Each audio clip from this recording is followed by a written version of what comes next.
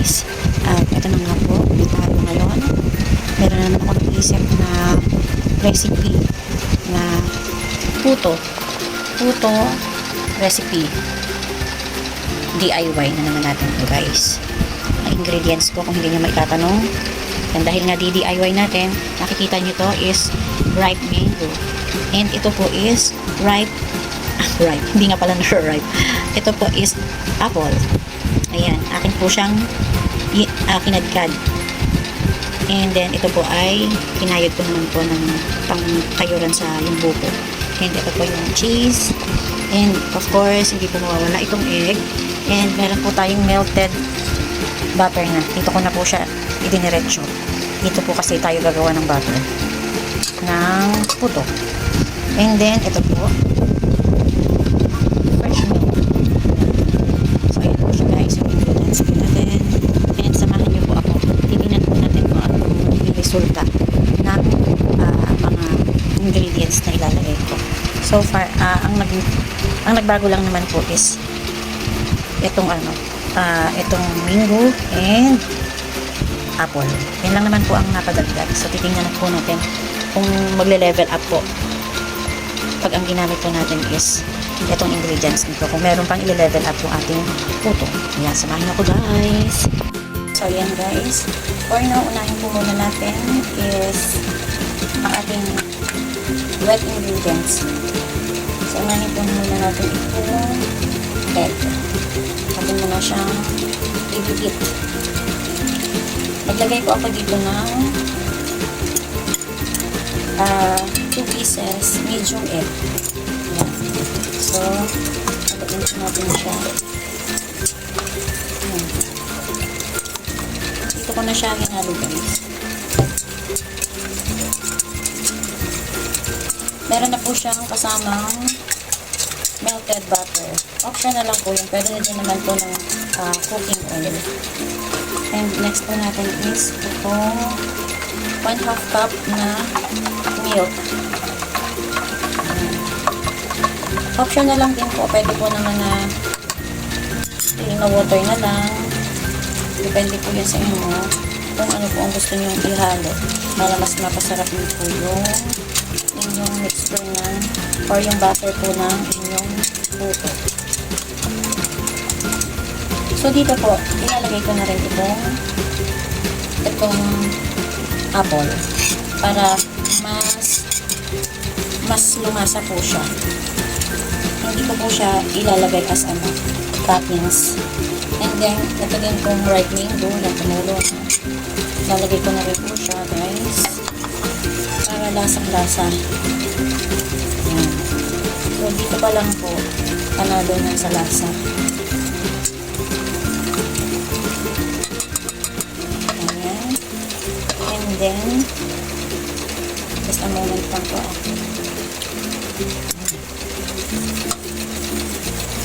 So ilalagay na po natin ang next po natin is itong 250 grams na maya cake, hot cake. Buksan natin. Lagay lang po muna natin dito sa lain natin guys. Para yung pong buo-buo hindi basta-basta mabasa.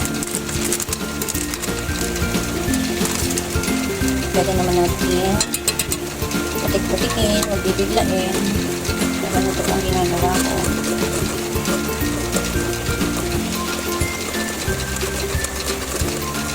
Pero ang ilalagay ko po is 500 yung isang buo ng maya pati isang buo po na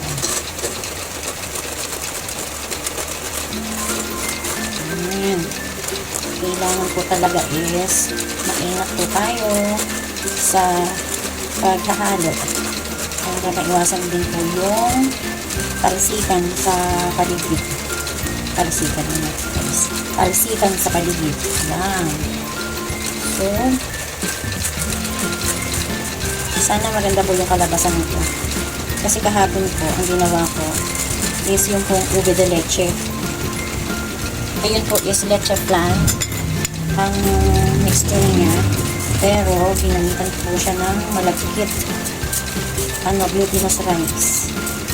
Tapos, pinaluan ko din po siya ng buko. Tsaka langka. Matamis. Ayan siya, guys. So, ayan ang kagandahan na meron kung paano nagamit ka sa daan. Sinasalang na natin para yung mga buo-buo ko. Hindi siya basta-basta sasama. Pero pwede natin naman siyang durugin para po hindi siya masayang. Ayan. Ayan. So, for now, habang gagawa po ako nito, naka-ready na po yung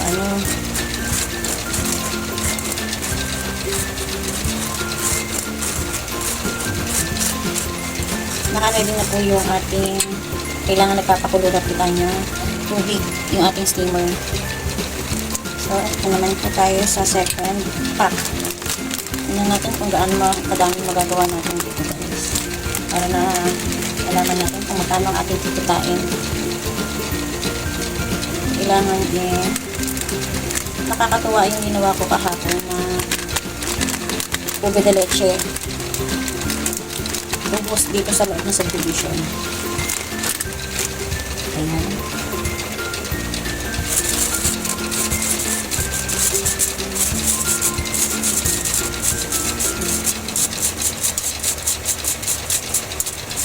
So, ayan na nga siya, guys. So, sugar yung natira. Pwede sana lang natin. Sugar naman talaga. Ayan. So, ito na po yung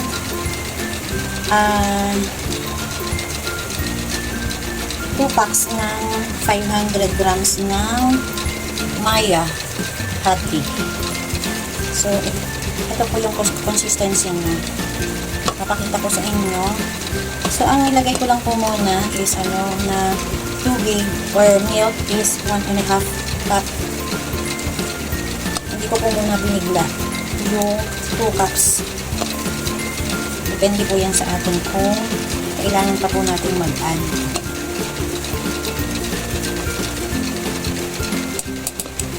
So, ito po, ganito yung kanyang consistency sa ngayon.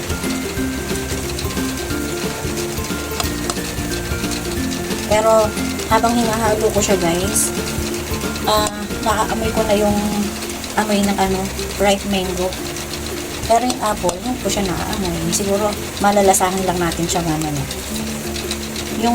Yung malalasahan mo yung masarap, pero hindi mo alam kung ano yun. Kung ano yung nagpapasarap. Ganun ba, guys? Katulad doon sa niluto ko kahapon na ube de leche. Sobra silang nasasarapan doon sa niluto ko. Kasi hindi nila alam kung ano yun, kung anong meron. Kung hindi ko pa sinabi kung anong ingredients, saka lang nila na, kaya pala, guys, kaya pala masarap. Meron palang something na ganun. So,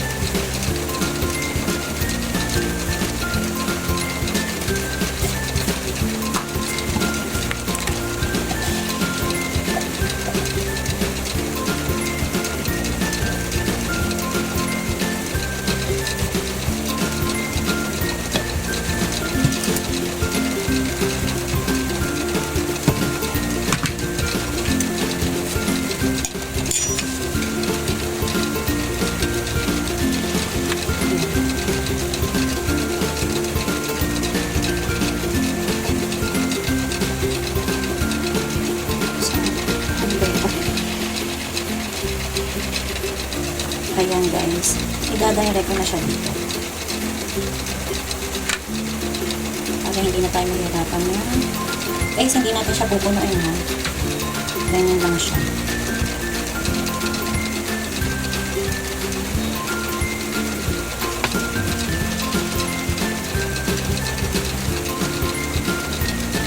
Kasi tataas pa siya. Pero sabi ko, hindi ko pupunuin, pero halos malapit na pala siyang mapuno.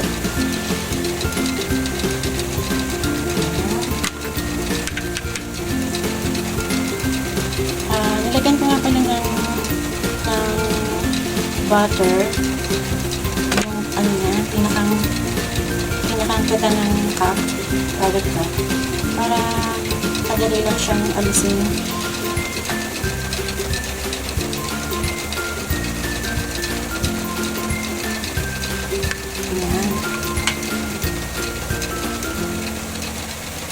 At least, nakakainin natin. Sobrang healthy. Ayan siya. Kasi meron siyang ripe mango and apple.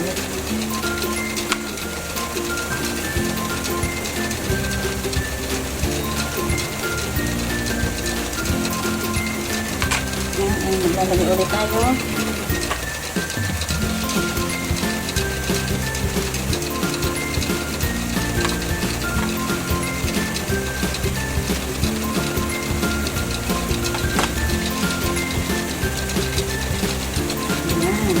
And yung iba guys, dito natin ilalagay sa lianera na i-ready ko. Para kung merong may gusto na malalaki, ilalagay natin siya sa tub. Pero i-mold po natin siya sa lianera na medium size. Kailangan natin sa itim kasi sayang. Super duper sarap. Ayan siya.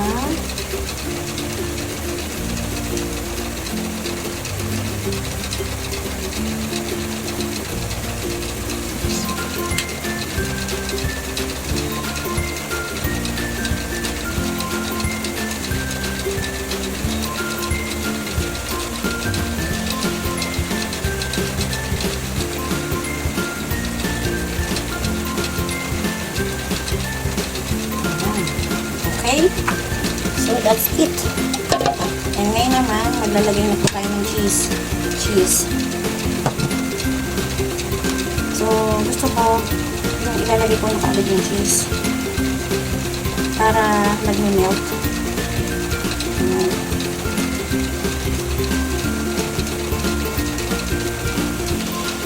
Kasi yung iba, nilalagay siya after 8 minutes. So, gusto kong i-dry siya na ilagay na natin na wala pang 8 minutes. Tapos naman, ilalagay natin dito. Yarn. Charon. Yan. So, may natira pang dalawa. Ilagay na lang natin dito. Yan. Jack and Pontargal na. So, ito na po yung ating finished product. So, abangan na lang natin. Hindi pa pala siya finish ng i-assemble. So, tingnan na lang natin mamaya pagkaluto guys. At pag-taste testing po tayo. Ayan. At ito na nga siya guys. Kukunin na natin yung ating puto. Tingnan natin kung ano magiging result. Kung nasa ibabaw ba yung cheese or kung ano man yung nasa ibabaw. Samahan niyo ako guys. So, ito na nga siya guys. Wow! Ayan siya. Grabe. Ilalagay lang po natin dun sa table. Alisin po muna natin siya dito sa steamer. Ayan na siya guys.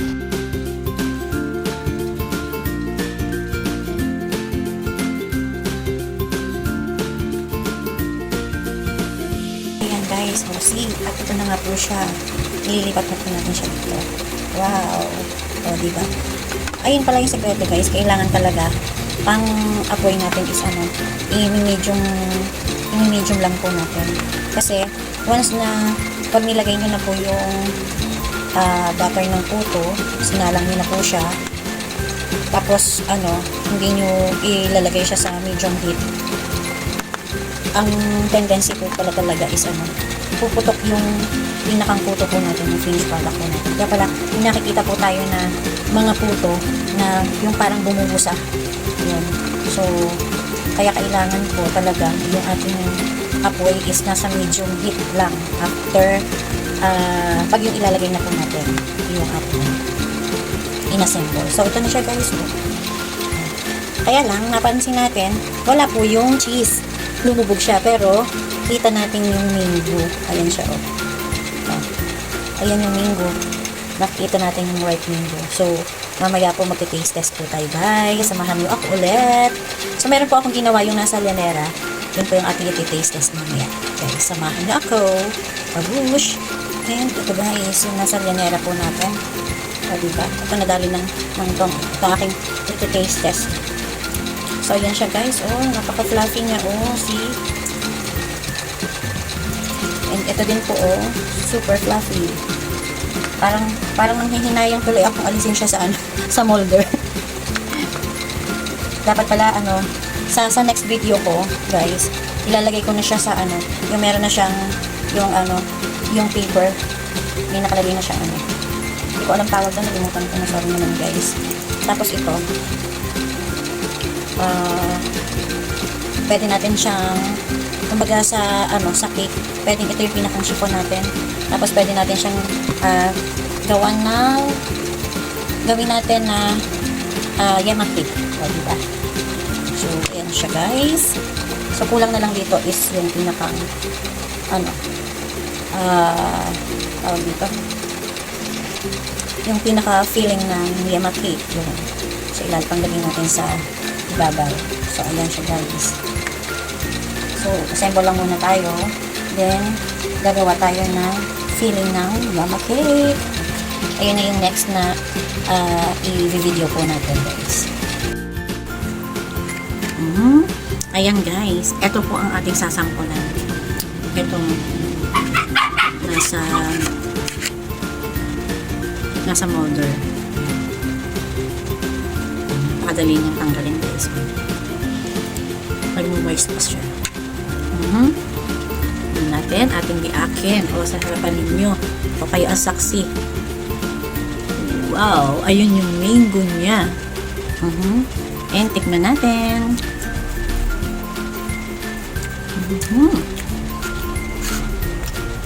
Sarap niya guys. Hindi siya nakaka-umay. Hinahanap ko yung lasa ng mango.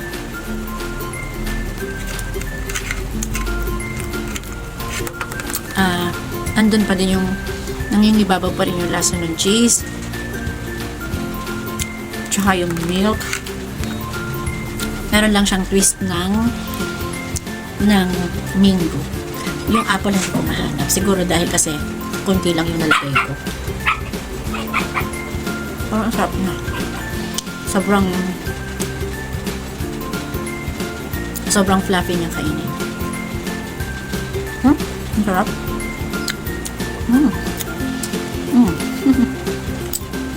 So yan, order na din kayo nito guys ha.